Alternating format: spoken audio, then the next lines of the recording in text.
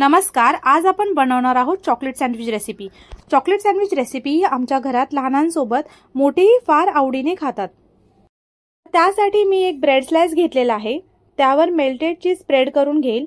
Melted चीज जर नसेल तर तुम्ही क्यूब्स भेटतात चीजचे, त्याचाही वापर करू शकता।